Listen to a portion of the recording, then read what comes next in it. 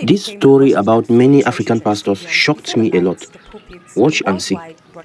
Before they became the voices that filled churches and stadiums, before the lights, the pulpits, and the worldwide broadcasts, some of Nigeria's most famous pastors were just regular men trying to make sense of life. But what they all had in common was a deep turning point, a moment when their lives took a different path, one that led them into full-time ministry. Let's take a look at pastors and what they did before their calling. At number 21, we have Pastor Enoch Adeboye. Long before he became one of the most respected pastors in the world, Enoch Adeboye was a brilliant young boy from a very poor home in Ifewara, Osun State. Adeboye loved numbers and science, and this passion took him to Ilesha Grammar School in 1956. He later went on to study mathematics at the University of Ife, and even though the Civil War disrupted things, he eventually completed his degree in 1967. That wasn't the end. He earned a master's in hydrodynamics and later got his PhD in applied mathematics from the University of Lagos. Before stepping into the ministry, Adeboye was a respected mathematics lecturer, first at the University of Lagos and then at the University of Ilorin. He was known as a no-nonsense academic, deeply committed to teaching and research, but something began to shift in the early 70s. In 1973, he joined a small church called the Redeemed Christian Church of God, RCCG, where he served quietly under the founder, Pastor Josiah Akinbayomi. By 1977, he was ordained a pastor, and in 1981, after the founder's death, Adeboye became general overseer. At that time, RCCG was a modest church with just a few parishes in Nigeria, but under Adeboye, things exploded. He began teaching holiness, prayer, and divine direction, and his vision to plant RCCG churches within 5 minutes of every home started taking shape. Today, RCCG is in over 186 countries with tens of thousands of parishes worldwide. Let somebody shout hallelujah.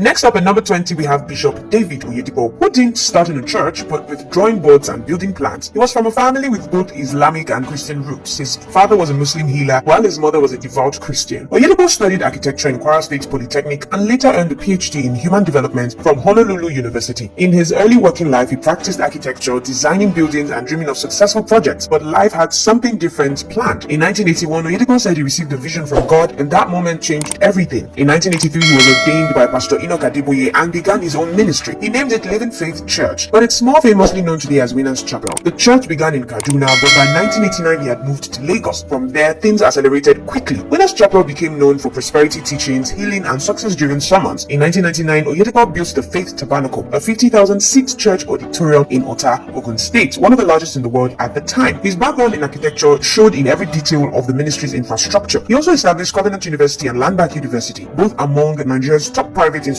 Today, Winners Chapel has over 300 branches around the world and runs a vast network of schools, publishing houses, and even owns aircraft. At number 19, we have Prophet TB Joshua, who came from very humble beginnings. He couldn't finish secondary school due to lack of money and had to find ways to survive. He worked on a poultry farm, washed feet for people on the muddy streets of Lagos, and even taught children informally while trying to complete evening classes. His life was full of struggle, but also full of unusual spiritual experiences. TB Joshua later said that he fasted for 40 days in a prayerful search for his life's purpose, and that's when he received what he believed to be a divine calling. In 1987, he started the Synagogue Church of All Nations, SCOAN, with just 8 members. Through what many believe to be healing miracles and prophecy, TB Joshua began to attract crowds. When Emmanuel TV launched, it took his ministry global. By the early 2000s, SCOAN was drawing international visitors from all over Africa, South America, and Europe. People came to Nigeria not just for tourism, but to attend his healing services. His church remained packed. SCOAN became one of the most talked about ministries in Africa, and even after his passing in 2021, the legacy of what he built still draws attention. At number 18, we have Jerry Eze. ETH deficiency. If you want to warn, put it on the live stream. He studied history and international relations at Abia State University. After that, he didn't go straight into ministry. He worked as a communications specialist. He handled media and advocacy roles, even working with the United Nations Population Fund and the World Bank projects for HIV/AIDS. His job involved a lot of public engagement, planning, and managing campaigns. In 2011, he founded Streams of Joy International in Umuahia, Abia State. The church was modest at the start, but things changed dramatically during the COVID-19 lockdown in 2020. While churches were shut down, Pastor Jerry started a YouTube-based prayer platform called NSPPD, New Season Prophetic Prayers and Declarations. Within months, it went viral. His high-energy prayers, emotional testimonies, and consistent online presence made NSPPD one of the most watched live prayer sessions in Africa. People from different parts of the world started joining the sessions every morning. The catchphrase, "What God cannot do does not exist," it became widely known. Streams of Joy expanded rapidly, with branches opening in major cities in Nigeria and abroad. At number 17, we have Pastor Paul Enenche. He studied medicine at the University of Jos. He practiced as a medical doctor and was known for treating patients with kindness and skill. But somewhere along along the way, he felt that God was calling him to a different kind of healing, one that touched the spirit and soul. In 1996, alongside his wife Becky, who is also a medical doctor, he founded Dunamis International Gospel Center in Abuja. They started in a small hall, preaching and praying for the sick, the broken, and the hopeless. The church grew through his fiery preaching, emphasis on holiness, and strong healing services. In 2018, he unveiled the Glory Dome, a massive 100,000-seat auditorium in Abuja, one of the largest in Africa. It was a bold statement that Dunamis had arrived. Today, the church has hundreds of branches across Nigeria and overseas. At number 16, we have Pastor Paul Adefarasi. He studied architecture at the University of Miami in the United States. After school, he worked in urban planning and architectural design. But even while working as an architect in Florida, he volunteered as a youth pastor. Something was always tugging at his spirit. In 1990, he returned to Nigeria, unsure what the next step would be. That same year, a local church in Lagos invited him to serve, and soon after, another Christian leader offered him the chance to lead a church in London. Adefarasi moved to the UK and pastored a small congregation that grew from 17 to nearly 500 in just a few years. He also studied ministry at the International Bible Institute of London, but in 1994, while trying to renew his UK visa in Lagos, an unexpected delay made him stay longer in Nigeria. In July 1994, he co-founded House on the Rock in Lagos. House on the Rock became one of Nigeria's most influential churches. He later launched The Experience, a massive gospel concert that brings together millions of worshippers and top gospel artists from around the world. At number 15, we have Pastor Sam Adeyemi. He studied civil engineering at the University of Ilorin. After graduating, Sam went into engineering practice, applying himself to construction and project management. His life was centered on blueprints on building sites, not Bible verses and blessings. His real shift into ministry began when he felt a spiritual calling that redirected his path. In 1995 in Lagos, he founded Daystar Christian Center, not with a crowd but with a few people and a big vision. Over the years, Daystar expanded rapidly, especially among young professionals and urban families who were looking for more than just emotional sermons. Programs like the Daystar Leadership Academy and the Excel Conference became magnets for people who wanted real change in their lives. What began as a small fellowship turned into a mega church with a strong online presence and physical branches across Nigeria. Next up, at number 14, we have Pastor Jeremiah Omoto Fufeyin. His roots were grounded in the gritty hustle of everyday business. Born in Delta State, Fufeyin worked in a chemist shop and later delved into trading and entrepreneurship. He wasn't a millionaire and he didn't come from privilege, but he was a hustler in the true Nigerian sense of the word, always on the move, always trying to find a way. The turning point came in 2010 when he founded Christ Mercy Land Deliverance Ministry in Warri, Delta State. What started out as a humble garden soon exploded in size and influence. Fufeyin's style was charismatic and deeply rooted in the Pentecostal tradition of deliverance and miracles, but what really set him apart was his generosity. He began organizing massive outreaches, giving out food, paying hospital bills, sponsoring surgeries, and even distributing cash. His television channel, Mercy TV, became the face of his ministry, broadcasting healing services that many described as dramatic and powerful. Over time, his church became a destination for those seeking healing, breakthrough, and financial relief. And thanks to his entrepreneurial mind, the ministry expanded swiftly with massive crowds and a strong regional following across the Niger Delta and beyond. At number 13, we have Pastor Chris Okotie. He was a former Nigeria's pop prince, a flamboyant figure in the 1980s music scene, known for his good looks, funky lyrics, and smooth voice. He started singing from a young age and rose to fame after meeting music producer Odion Iroje in 1980. His songs like I Need Someone, Carolina, and Fine Mama dominated the airwaves and earned him a loyal fan base.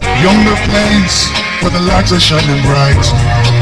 Okotie had studied law at the University of Nigeria, Nsukka, and even though music took over for a while, he eventually felt a spiritual pull that changed everything. In February 1987, at the peak of his musical career, he shocked fans by walking away from entertainment to answer a call to ministry. He founded the Household of God Church International Ministries in Lagos, a church that reflected his unique personality. His sermons were eloquent and intellectual and full of a kind of flair only someone like Okotie could pull off. Although his church never reached the size of some of the bigger Nigerian mega churches, it became a prominent voice in Lagos. Okotie's involvement in politics and his controversial public statements kept him in the spotlight, but for his loyal followers, he was both shepherd and scholar, an artist turned preacher with a message and a mission. At number 12, we have Apostle Johnson Suleiman. He was already knee-deep in business before he ever thought about preaching. He was known for being industrious and street smart from a young age. In fact, Suleiman himself has shared that he became a millionaire by the time he was just 19 years old, while still in school, by transporting cocoa in trucks from his state to the northern parts of Nigeria. Eventually, though, he felt a divine tug on his heart and chose a different path. In 2004, he founded Omega Fire Ministries in Auchi. What began as a local church quickly grew into a global brand. Suleiman's preaching style was fiery and unapologetically prophetic. He became known for miracle services, healings, and prophecies that drew people from far and wide. His television ministry, Celebration TV, broadcast his crusades to an international audience, expanding his influence beyond Nigeria. Today, Omega Fire Ministries boasts branches in several countries, with Suleiman at the helm as one of Nigeria's most vocal and recognizable pastors. Next up, at number 11, we have Pastor Tunde Bakari. Bakari studied law at the University University of Lagos and became a practicing lawyer. He worked in several reputable law firms before establishing his own law practice. His sharp mind, bold personality, and eloquence made him a force in the legal field. But even while he was excelling in law, he was also inching closer to ministry. He served as a legal advisor to Deeper Life Bible Church and later became a pastor under the Redeemed Christian Church of God, where he led the model parish. But Bakare was never one to stay under the shadows for long. In 1989, he founded the Latter Rain Assembly in Lagos, which has now been rebranded to Citadel Global Community Church. Beyond the pulpit, he has made several political moves, including running as the vice presidential candidate alongside Muhammadu Buhari in 2011. Next up at number 10, we have Pastor Lazarus Moka. Before being a pastor, he was another hardworking Nigerian trying to make ends meet. He was born in Imbidi, Imo State, and raised in a Catholic household. Like many young men of his time, he moved to Lagos in 1975 looking for greener pastures. He worked briefly for a company before starting his own business as a trader. His journey into Pentecostalism began in the early 90s after facing some personal spiritual challenges that changed his perspective on life and faith. In 2002, after years of service in another church, he claimed to have received a divine vision that led him to start the Lord's Choosing Charismatic Revival movement. At first, the church was small, just a group of believers trying to follow God, but it grew rapidly. Moka preached holiness, obedience, and the power of God to change lives. The church's loud, uniform-wearing members became a visible force on the streets of Lagos and eventually across Nigeria. Massive crusades, healing services, and evangelism drives helped swell their numbers. Today, the Lord's Choosing is one of the most recognizable Pentecostal movements in Nigeria, with branches all over and a media presence that keeps growing. At number 9, we have Prophet Chukwuemeka Ohanemere Odumeje, who was just a hustling young man on the streets of Onitsha before his church. He dropped out of school after primary level and entered into the leather business and served as an apprentice in the bustling markets of Onitsha, where he also traded and dabbled in music. Odumeje was trying to make it as a performer, and that theatrical flair would later become the foundation of his ministry. In 2010, everything changed. That year, he founded the Mountain of Holy Ghost Intervention and Deliverance Ministry in Onitsha. It didn't start big, but Odumeje knew how to attract a crowd. His church gained attention quickly, not from traditional evangelism, but through viral videos, music, and notable rich men who attended his church. Though it never became one of Nigeria's biggest churches, it became one of the most talked about, especially among young people who were drawn to his charisma. At number 8, we have Bishop Mike Okonkwo. His first brush with the working world came in 1964, where he joined the Nigerian Port Authority, but that lasted only 3 months. He soon shifted into banking, joining African Continental Bank (ACB), where he found his footing. He helped pioneer the Martin Street branch in Lagos and later got transferred to the east during the Nigerian Civil War. After that, he returned to his banking job, this time in Enugu, where he continued until something deeper began to stir in him. In November 1970, he encountered Jesus in a very personal way. From then on, everything changed. He began to attend church regularly at United Church of Christ (UCC) and was eventually ordained in 1971. A year later, he took up a pastoral assignment in Lagos. His ministry began to expand and he was officially released as an evangelist in 1976. Okonkwo spent nearly a decade serving under Apostle Ebu of UCC, but by 1980, circumstances pushed him to move on. That move led to something big. On January 4th, 1981, he founded the Redeemed Evangelical Mission, TREM. Starting small, TREM grew steadily under Okonkwo's leadership. Over the years, TREM has grown to include over 160 branches across Nigeria and beyond. At number 7, we have Pastor David Ibiome. Ibiome studied marketing and even worked in the field for a while. His background gave him a deep understanding of people, what moves them, what inspires them, and how to capture their attention. In 1997, he launched Salvation Ministries in Port Harcourt with just 34 people in attendance on that first Sunday, April 13th, 1997. But Ibiome wasn't interested in small thinking. Within a few years, the church exploded in growth. He later established the Word of Faith Bible Institute to train future ministers and members, further cementing his legacy. Today, Salvation Ministries has over 30 branches and continues to influence millions, both through live services and televised broadcasts. His foundation in marketing made it easier to understand outreach, branding, and communication, vital tools that helped him turn his modest beginning into a Pentecostal powerhouse. At number 6, we have Pastor Tony Rapu. He was a trained medical doctor who focused on community health. His days were spent healing people's bodies, but over time he felt a stronger pull toward healing their souls. While working in the medical field, Rapu saw firsthand the connection between physical illness and societal issues, addiction, poverty, broken homes, and that awareness later shaped his style of ministry. In 1996, he founded This Present House in Lagos, but it didn't stop there. This Present House became the flagship of the House of Freedom, a network that includes the Waterbrook Church and God Bless Nigerian Church, among others. Each branch focused on different demographics, urban professionals, creatives, and grassroots communities. He also launched the Freedom Foundation, which addresses drug addiction, prostitution, and poverty issues he saw often during his medical career.